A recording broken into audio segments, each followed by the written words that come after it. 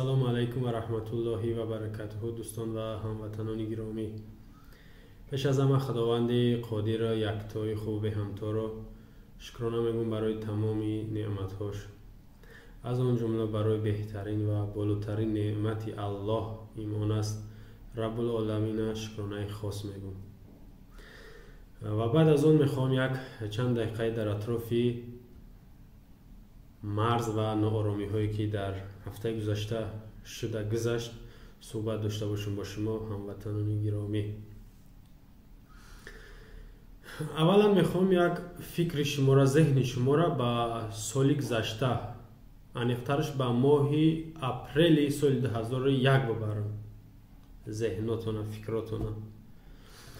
شما یاد دارید هموطنان گرامی که 24 اپریل 2021 یک عملیات بسیار خونین، یک حادثه بسیار دهشت‌آور، یک فاجعه بزرگ در مرز تاجیکستان و قرقیزستان بادکن و واروخ رخ داده بود که تعداد 20 شهروند تاجیکستان را ما بگیم از دست دادیم. شهادت نصیب شون شد انشاءالله و چندین مجروح بود، یعنی زخم برداشته ها و چندین خانه های دیگه خراب شده بود در یک زد و خورده که ما هم وقت نوار داشتیم، دیگر هموطن و برادر صحبت داشتن.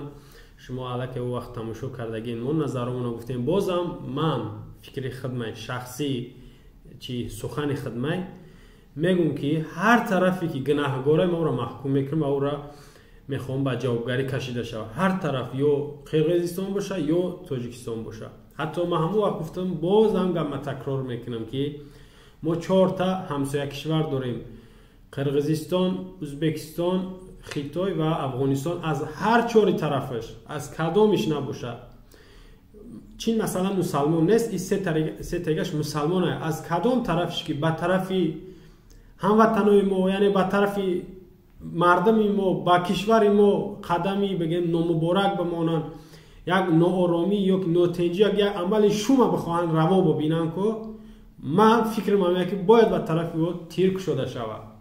یعنی که جواب باید بتیم، نه اینکه اون مسلمانای ما را بزنه ما خاموش، یا که او قدرت داره، او یراقی بقوت کلان زور داره ما خاموش. این کار ده هیچ وقت ما باید تسلیم نشیم یا که راه نتیم، اجازت نتیم. 20 نفر وفات کردن، جان خودشون از دست دادن. گفته بودیم اون وقت که بازم میگیم که ما وزارت مدافعیت داریم. وزارت مدافعیت داریم، وظیفش تمام منطقه های تاجیکستان امنیت چه تنجی و آرامش نگاه کردن. اما سرحدبانان تابع اما وزارت مدافعیت. اما در این وقتا ما فراموش میکنیم یا که اما وزارت خچم گویا که وظیفه اونا باشه که در مرز چی گپه. او الفان یا که آمانن چند یک گروه دارن که سالتا میپرن، سنبالاقی میکنن. اونا وگی جدن سنبالاقی سالتا میپرن که از بالا چون میپرتن میدن، ماشین 4 طرفش میگیرن، گویا که یک لفتکه چیه، یک چوه همه کسا میپیچونن، گویا تروریست قپیدن. وگی جدن پرد میگذرونه، نه پرد هر یک گارینی هسته که اچکیو در چمش گرانتامیو در پشتش و گجودن. هر سال این همین سال هم میشود. همین سال گذشته بعد حکومت نوی که با افغانستان و طالبان 2 بار شده مشقای نظامیش در سرحد تاجیکستان و افغانستان مشقای نظامی میشود. ای روسیه از چند کشور میان. چی بعد مشق برای چی اصلا؟ وقتی مشق میکنین گارین دشمن گویا که یا میودا تیت پیت میکنین، نابود میکنین. خوینا دشمنی نه طرفی بگیم ولایت سوخت در اومد. 2 تا شهروندی ما را جانشون در زد و خوردی که هفته گذشته شد از دست دادن. خداوند رحمت مغفرتشون کرده باشه. و 6 شهروند دیگرمون که در حادثه ناخوش گاز در روسیه جان خودشون دست دادن. خداوند اینا را به بندگی قبول کرده باشه. همدردی ما به اهل عائله این فوتیدگان میرسونم. شما ببینید هموطنان همینقدر چند روز اخیر در ماتم، مصیبت، بلاها و حادثه های ناخوش در بالای مردم ما اومده است. امام رحمان شب گذشته ما خوندم خبر ده مردم تاجیکستان را با عید صده تبریک کرده. هر سال 3 ینور در تاجیکستان جشن صده، او صده را میگه ای قدیم الایام، ای سال 1000 تام تقم تقی تولک دایره با ما میراث مونده میگه. و خیلی ما قبولش ندارم، برای من هیچ تبریک نکرد، هیچ تبریکش نکرد. میبره که هموطنا یا که نو شهروندایی که جانی خودشون در حادثه های دست دادن او را تسلیت بیان کنی، همدردی بیان کنی، میبری. خب نگاه کنید، صحبت ما درباره مرز میروه. 24 اپریل 2021 وقتی حادثه های ناخوش شد در مرز تاجیکستان و قرقیزستان در وروخ و بودکند، 20 شهروند ما جان خودشون دست دادن و بالاخره با یک خلاصه اومدن گویا که یک نشست، یک مذاکرات کردن. میدونین مذاکرات کردن یتیموف با قمچین بک دو تا رئیس کمیته دو کشور، اردش ما فکر میکنم خوینن، اردش نشست کردن، یک مذاکرات کردن، یک گویا که صلح کردن، یک 9 تا پونکت گویا که سازشنامه کردن، حل فصل کردن، با یک قرار رسیدن که تمام دیگه جنگ تیج، همه آرامی، صلح و ثبات. یک چیز دیگر هم بگم، یاد دارین که رحمانوف جنگی بین منطقوی هایی که جنگی تمامی بگیم تاجیکستان را اعلان کرد، تمامی مردم تاجیکستان را به جنگ اعلان دعوت کرد. یاد دارین تمام منطقه ها صورت ها را شما ببینید، همش автомат‌ها در بغلاشون، در پشتشون گرانت عملیات، پیستولت‌ها در دست. این ای رئیس ولایت سوغدام، اینا ببینید شکمش رنگ کدوی هندیست که در بین مردم ای تمامی شهر و ناحیه ها با وروخ با جنگ اومدن. یک بازی بود، یک بازی بود. армияи мо، артиши мо، қувваҳои мусаллаҳи мо бояд дар ин ҳолатҳо даст ба кор бишаванд, бояд ки якм сафда ҳамё бошанд. аммо нишастчон ё ин ки музокиротчон ҳеҷ ба натиҷае нарасид. мардума як фреб карданд, як ором карданд. аммо шаби 27 январи 2022 дубора ҳамо муноқиша, ҳамон нооромӣ бо сар зад. аслан чанд бор сангпартоӣ, хабарҳои нохуш буд кам камак, аммо ин хеле хунрезӣ, одамкушӣ ва хеле оружиҳои бигем хатарнок қати задана якм бор буд мо мешунавидем, якм бор. ма як чизи дигарам ҳаминҷа бигум, ҳамватанони азиз, вақте ки 18 декабри 2021 як хабар да ман хондам, шумо ҳам шояд хонда бошед ки раиси кумитаи амнияти миллии Қирғизистон Қамчибек Тошиев гуфта буд ки мо аз Туркия 5 та яроқи ҳавоӣ, ҳавопаймоҳои бесарнишин, бешофёр мехарем, 5 та Албайрақ аз Туркия мехарем ва 3 донаи дига Ориё аз Русия мехарем. гуфта буд дар хабарнигаро ва гуфтам барои чӣ мехарем? гуфта буд ки барои марзи Тоҷикистон ва Қирғизистон, дар ҳамин марз истифода мешаванд, дар Бодкан, ноҳияи Бодкан ё вилояти Бодкан, гуфт ин яроқҳо истифода мешаванд. ҳамон вақт ман вақти хабара хондам, ман фикр кардам ки ами журналистҳо, хабарнигаро шояд ки провокатсия доранд, як тӯҳмат доранд, як бигем ки нооромиро хостестан, ҳамин чиза навиштанд. чихел як нафар ошкор мега ки мо яроқ мехарем барои анамуҷара задан ё ки барои анаму марз. ин чизе ки ошкор набояд бигӯй. агарчи барои ҳамуҷа ҳам харида бошӣ, ошкор гуфтан ин гапи сахтае, гапи калонае. мефаҳмед? як гапи калонае ки вақти як чиза мехарӣ мегӯй барои анамуҷара задан. я таҳдидае, кори бо нокарда. гуфта буд ки мо пулошона додем, нигоҳ кунед, як моҳ пеш мо пулошона додем дар ҳолати тайёр кардан ва омода кардан ва равона кардана. ва шаби 27 январам ҳамин ҳолат шид. Тоҷикистон худаш гуфт ки аз анаму яроқҳои бесарнишин истифода кардагиянд.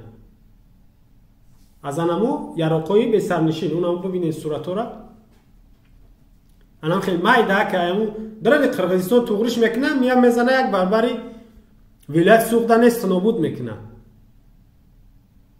او من یک سخن نوشته بودم که چند روز پیش بعضی ها نمیفهمن در دنیا چی گپه.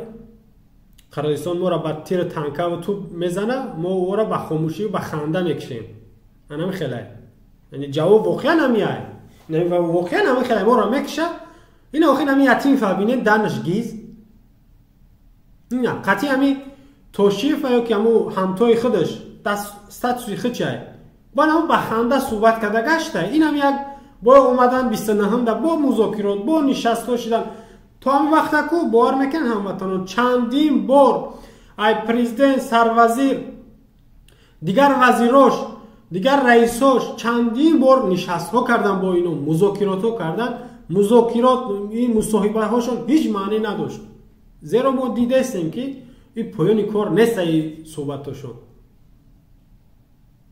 حتی امو 3 اپریل سال 2021 در وقتی که نشستی یتیم فقطی قمچینبک بود قمچینبک بعد این نشستش رفت در بیشکک در نزد خبرنگارا گفت که ما با اونا پیشنهاد کردیم که وارو برای ما بتن ما از طرف اونا یا ولایت چون چند گیجا بود از یک طرف قرقیزستان 12 کیلومتر 12,000 کیلومتر برای شما میتن. میفهمین؟ اینجا حکومت تاجیکستان علاکه شرمنده شد یک واکنش کردن. حتی وزیر سابق خواهیم امروخان ظریفی هم واکنش کرده بود که قرقیزستان حق نداره که این مذاکرات پس درهای بسته یا که مخفی را پیش از حادثه آشکار کنه که اعلان کنه. میفهمین؟ و آشکار به مردمشون گپ میزنن زیرا که در اونا مردمی بیدار دارن. مردم میپرسن مجبور میکنن که رئیس شهر رئیس ولایت وزیر پرزیدنت بیا در نزد مردم خبر بده چی گپه بگو نقلش کن. از ما چی؟ هیچ که یا نمیپرسن یا در مردم هیچی نمیگن. با میگن که ما 2 نفر جانش از دست دادیم در این سال در این چند روزی اخیر تنها در مرز و 20 نفر دیگر سال گذشته از دست دادیم. یعنی چی؟ این نفرها برای شما بازیچه بدن. برای شما بازیچه بدن. حکومت تاجیکستان رو در نظر داریم. گفته استم که از کدام مرزی نباشه قرقیزستان برای ما حمله میکنه هجوم میکنه ما را باید داشته باشیم همون خیلی غیرت شجاعتی را که همون اروژیای را که باید به طرف اونا جوابی قانع کننده بگردونیم. گلبدین تو نیستین که گفتن که چی کرد از یک پیستوله تیر خولی کرد در جواب زخمی شد و جون خچه دست داد در راه. شما ببینید گلبدین کشته میتونه اونا علی بیدکی بود با حاجی حلیم بود تروریستا را در قوس کشته میتونه. آیا تروریست نیستن در مرز میزنن؟ یا که تروریستا تنها در تاجیکستان هم بیرون تاجیکستان تروریست نیست. بعضی هموطنان میدونن که در همون خبری قرقیزستانی که گفت ما از ترکیه یراقای به سرنشین میخریم البیرق خرسانه یا چاپلوس بودن. این چاپلوس ها همیشه هستن زبانشون تره برای لسیدن.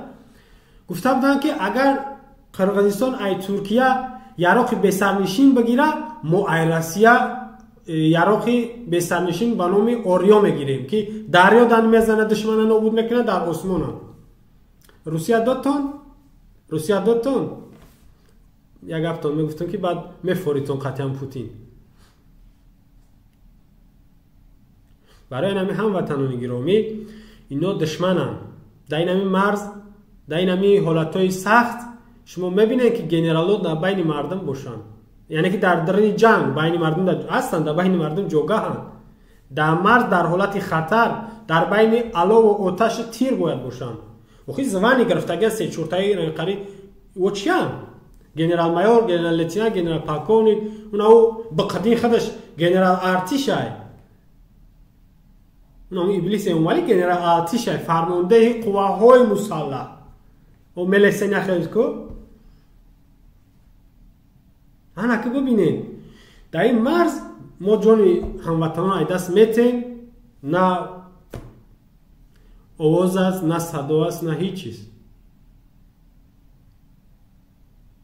شما خودتون هموطنان عزیز خلاصتون رو ببرین و این رژیم انا خیلی پیگیری کنین و در همه حالت شما طرف حق باشین، هیچ وقت طرف رژیم نباشین. هیچ وقت رژیم همه وقت شما را فریب میکنه با وعده های خامشون. این همی با میگن که اخیران بر نبود، اینا مذاکرات کردن کو هم نشست کردن با یکدیگر، چای نوشک چای رزق کردن یا کنیک زنک کردن با یکدیگرش.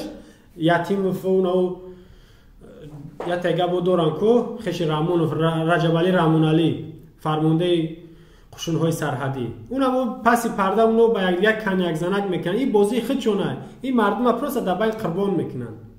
میفهمید؟ در این جماعت صحبت من با پایان میرسونم. انشالله با در این باره صحبت داریم. شما را به خداوند قدیر یکتا میسپارم. السلام علیکم و رحمت الله و برکاته.